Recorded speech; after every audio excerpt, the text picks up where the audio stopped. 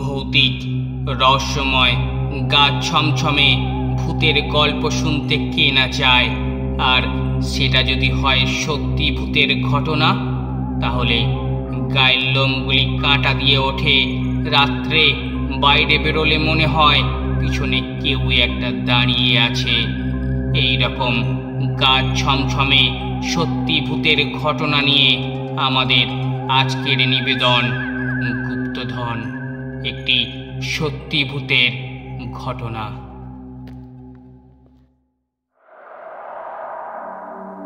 ভূতনাথ বাবু অনেক ধার দেনা করে কষ্টে জমানো যা কিছু টাকা পয়সা ছিল সব দিয়ে যে পুরানো বাড়িখানা কিনলেন, তা তার বাড়ি কারোর পছন্দ হলো না। পছন্দ হওয়ার মতো বাড়িও নয়। 3-4খানা ঘর আছে বটে, কিন্তু সেগুলোর অবস্থা খুবই খারাপ। দেওয়ালে শ্যাওলা, অশ্বত্থের চারাগাছ জন্মেছে। দেওয়ালের চাপড়া বেশিরভাগই খসে পড়েছে। ছাদে বিস্তর ফুটো টুটো। মেঝের অবস্থাও ভালো নয়, অজস্র ফাটল। ভূতনাথ বাবু গিন্নি নাক সিটকে বলেই ফেললেন, এ তো মানুষের বাসযোগ্য নয়।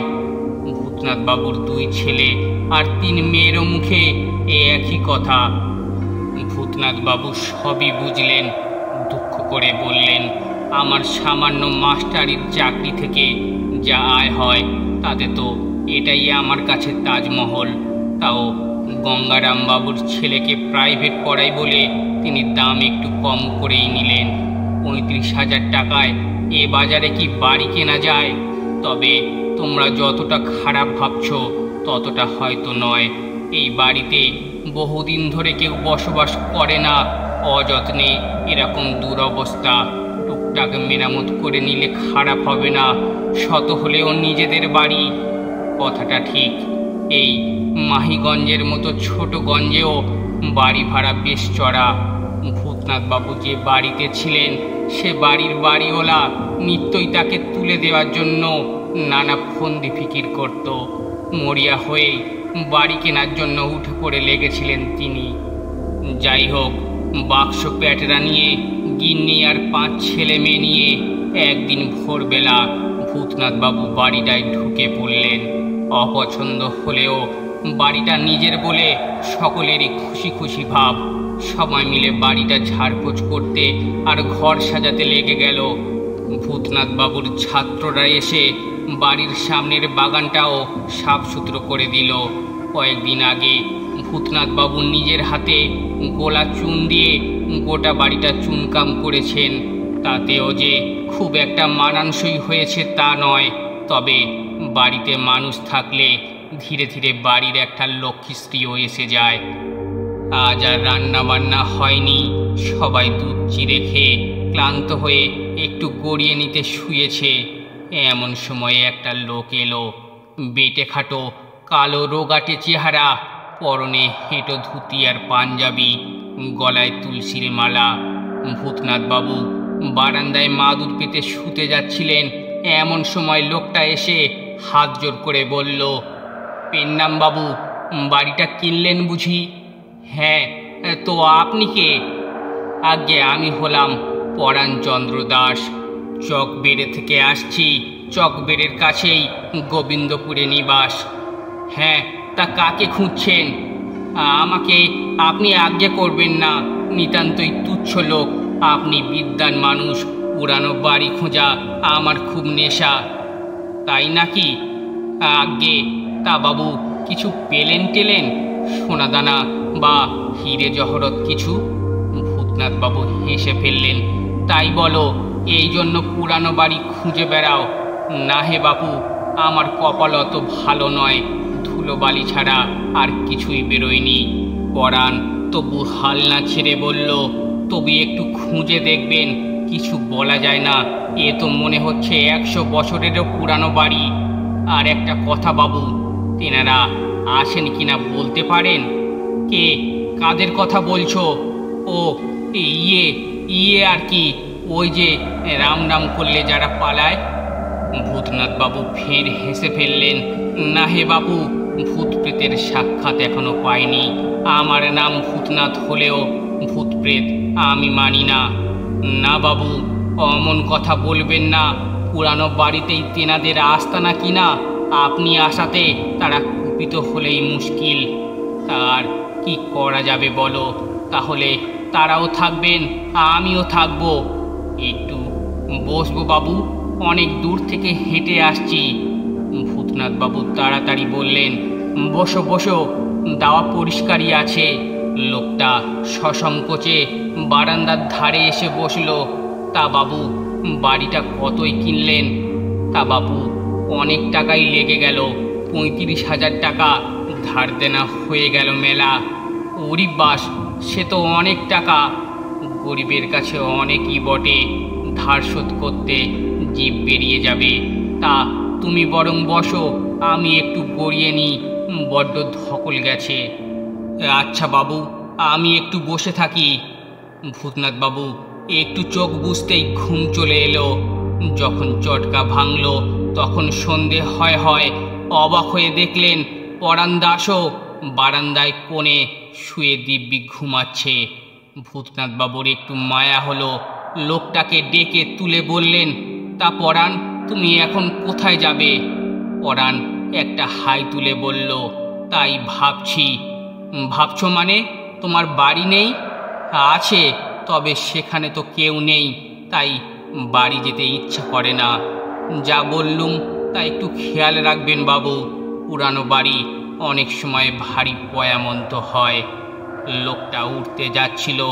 ভূতনাথ বাবু বাধা দিয়ে বললেন, আহা, এই সন্ধেবেলা রওনা হলে বাড়ি যেতে তো তোমার রাত পুইয়ে যাবে বাপু। আজ নতুন বাড়িতে ঢুকলাম, তুমিও অতিথি, থেকেও যেতে পারো।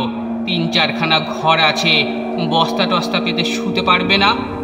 পরাণ দাস আর বিরক্তি করল না, রয়ে গেল। সরল সোজা গায়ের লোক দেখে ভূতনাথ বাবুর গিন্নি বেশি আপত্তি করলেন না, শুধু বললেন, চোট্ট নয় তো? ভূতনাথ বাবু ম্লান হেসে বললেন, হলেই বা আমাদের চিন্তার কি? আমাদের তো দিন দরিদ্র অবস্থা, চোরের নেয়ার মতো জিনিস বা টাকা পয়সা কোথায়? পরাণ দাস কাজের লোক, কুয়ো থেকে জল তুলল, বাচ্চাদের সাথে খেলল, রাতে মশলা পিষে দিল। তারপর একখানা ঘেঁটে লাঠি নিয়ে সারা বাড়িতে মেঝেতে ঠুক ঠুক করে ঠুকে ফাঁপা আছে কিনা দেখতে লাগলো। কাণ্ড দেখে ভূতনাথ বাবুর মায়াই হলো। পাগল আর কাকে বলে। খেয়ে দে সবাই ঘুমলো, শুধু পরাণ দাস বলল, আমি একটু চারিদিক ঘুরে টুরে দেখি, রাতের বেলাতেই সব অশৈলী কাণ্ড ঘটে কিনা। মাঝরাতে নাড়া খেয়ে ভূতনাথ বাবু উঠে বসলেন। কে? সামনে হ্যারিকেন হাতে পরাণ দাস চাপা গলায় বলল, পেয়েছি বাবু। অবাক হয়ে ভূতনাথ বাবু বললেন, কি পেয়েছ? যা খুঁজতে আসা, তবে বুড়ো কর্তা দেখিয়ে না দিলে ও জায়গা খুঁজে বের করার সাধ্যই আমার ছিল না। ভূতনাথ বাবুর মাথা ঘুমে ভম্বল হয়ে আছে, তাই আরো অবাক হয়ে বললেন, বুড়ো কর্তাটা আবার কে? 100 বছর আগে এ বাড়িটা তো তারই ছিল কিনা। বড্ড ভালো মানুষ, সাদা ধবধবে দাড়ি, সাদা চুল, হেঁটো ধুতি পরা, আদুর্গা, রং যেন দুধে আলতা। খুঁজে খুঁজে যখন হয়রানি হচ্ছি তখনই যেন দেয়াল খুঁড়ে বেরিয়ে এলেন। একটা হাই তুলে ভূতনাথ বাবু বললেন, তুমি নিজে তো পাগল বটেই, এবার আমাকেও পাগল বানিয়ে ছাড়বে দেখছি। বিশ্বাস হলো না তো বাবু? আসুন তাহলে, নিজের চোখেই দেখবেন। বিরক্ত হলেও ভূতনাথ বাবুর একটু কৌতূহল হলো।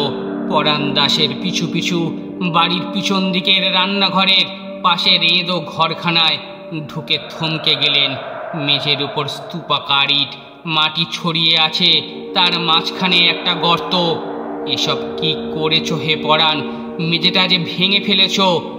জি আজ্ঞে, এবার গর্তে একটু উঁকি মেরে দেখুন।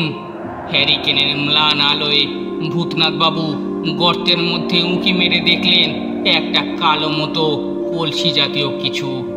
আসুন বাবু, নেমে পড়ুন, বড্ড ভারী, দুজনে না হলে টেনে তোলা যাবে না। ভূতনাথ বাবুর হাত পা কাঁপতে লাগলো উত্তেজনায়। বললেন, কি আছে ওতে? তুললেই দেখতে পাবেন। আসুন বাবু, একটু হাত লাগান। ভূতনাথ বাবু নামলেন, তারপর মুখ ঢাকা ভারী কলসিটা দুজনে মিলে অতি কষ্টে তুললেন উপরে। পরাণ এক গাল হেসে হেসে বলল, এবার খুলে দেখুন বাবু আপনার জিনিস। বেশ বড় পিতলের কলসি, মুখটায় একটা ঢাকনা খুব আঁট করে বসানো। শাবলের চার দিয়ে ঢাকনা খুলতেই চকচকে সোনার টাকা এই হ্যারিকেনের আলোতেও ঝকমক করে উঠল। বলেছিলাম কিনা বাবু, এখন দেখলেন তো? যান, আপনার আর কোনো দুঃখ থাকলো না। 2-3 পুরুষ হেসে খেলে চলে যাবে। ভূতনাথ বাবু নিজের চোখকে বিশ্বাস করতে পারছিলেন না। এরকমও হয়? পরাণের দিকে চেয়ে বললেন, এসব সত্যি তো, স্বপ্ন নয় তো? না বাবু, স্বপ্ন নয়। বুড়ো কর্তার সব কিছু এর মধ্যে এতদিনের গতি হলো। ভূতনাথ বাবু পরাণকে জড়িয়ে ধরে বললেন, পাগল হলেও তুমি খুব ভালো লোক, এর অর্ধেক তোমার।